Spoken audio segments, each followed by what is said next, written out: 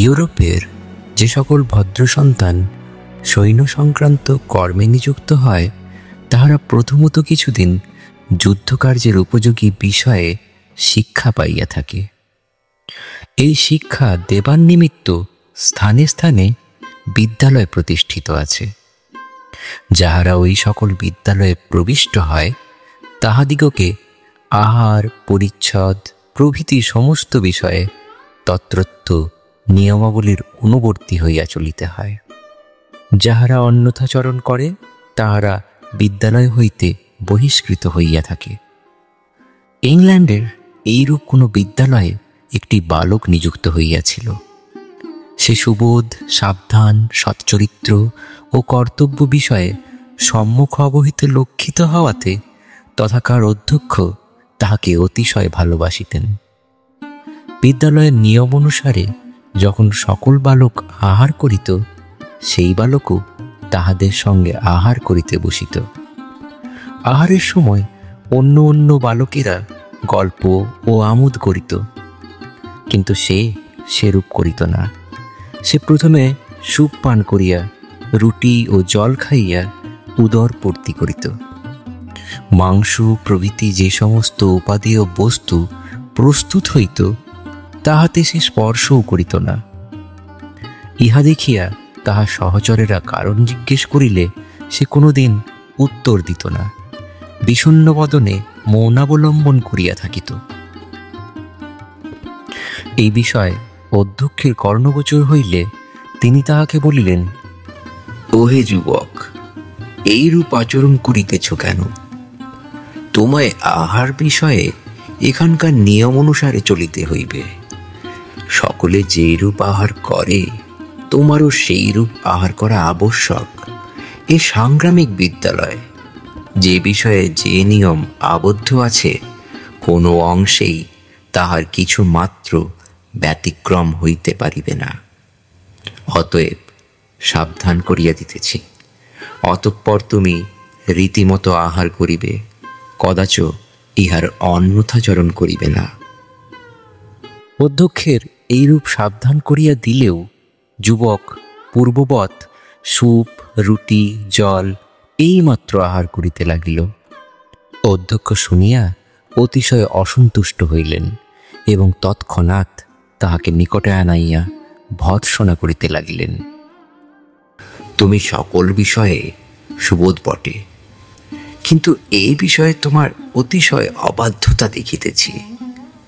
সেদিন সাবধান করিয়া দিয়াছি, তথাপি তুমি বিদ্যালয়ের নিয়ম লঙ্ঘন করিতেছ। যদি স্বেচ্ছানুসারে চলাই তোমার অভিপ্রেত হয়, তাহা হইলে তোমায় বিদ্যালয় হইতে বহিষ্কৃত হতে হইবে।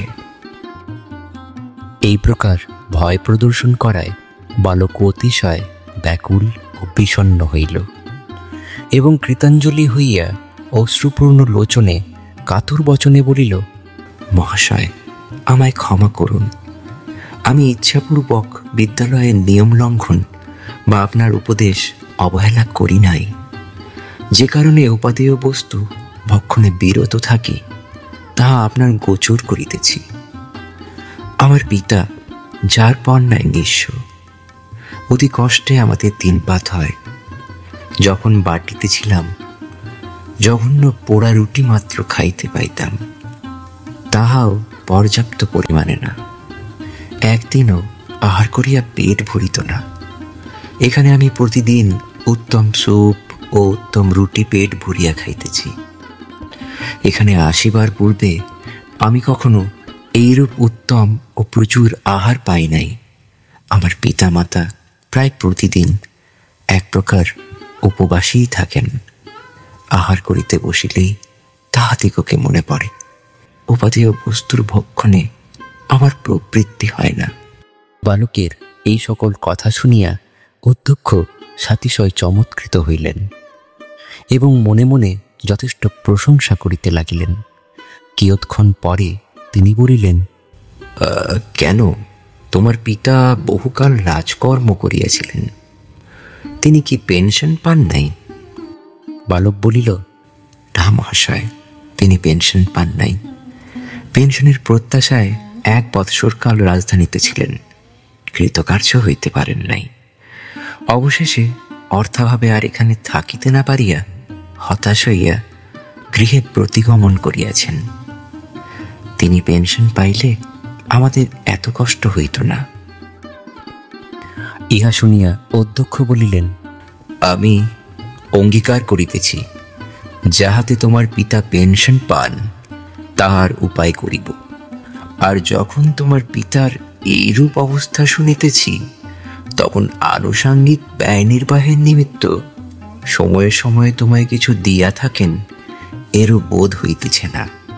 সুতরাং সেজন্য তোমার যে বিলক্ষণ কষ্ট হয় তাতে সন্দেহ নাই। তাই আপাতত তুমি এই 3টি গিনি লও, ইহা দ্বারা নিজ আবশ্যক ব্যয় নির্বাহ করিও। আর আমি যত সত্বর পারি তোমার পিতার আগামী 6 মাসের পেনশন পাঠাইয়া দিতেছি। এই কথা শুনিয়া বালক আহ্লাদ সাগরে মগ্ন হইল এবং অধ্যক্ষের দত্ত 3টি গিনিতে অবিচলিতভাবে দৃষ্টিপাত করিয়া রহিল। কিয়ৎক্ষণ পর বলিল, আপনি আমার পিতার নিকটে সত্তর পেনশনের টাকা পাঠাইবেন বলিলেন। ওই টাকা কি রূপে পাঠাইবেন? অধ্যক্ষ বলিলেন, তোমার সে ভাবনা করিতে হইবে না, আমরা অনায়াসে তাহার নিকট টাকা পাঠাইতে পারিব। বালক বলিল, না মহাশয়, আমি সে ভাবনা করিতেছি না।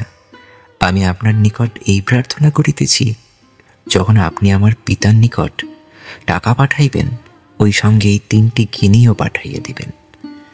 আমি যতদিন এখানে থাকিব আমার 1 পয়সাও প্রয়োজন হইবে না, কিন্তু এই 3টি গিনি পাইলে তাহার যথেষ্ট উপকার হইবে। অধ্যক্ষ তদীয় সদ্বিবেচনা ও পিতৃবৎসলতার আতিশায্য দর্শনে সাতিশয় সন্তুষ্ট হইলেন। অনন্তর তিনি রাজার গোচর করিয়া তাহার পিতার পেনশনের ব্যবস্থা করিলেন এবং আগামী 6 মাসের পেনশন ও সেই 3টে গিনি তাহার পিতার নিকট পাঠাইয়া দিলেন। তদবধি সেই পরিবারের দুঃখের অবস্থা অতিক্রান্ত হইয়া অপেক্ষাকৃত সুখের অবস্থা উপস্থিত হইল।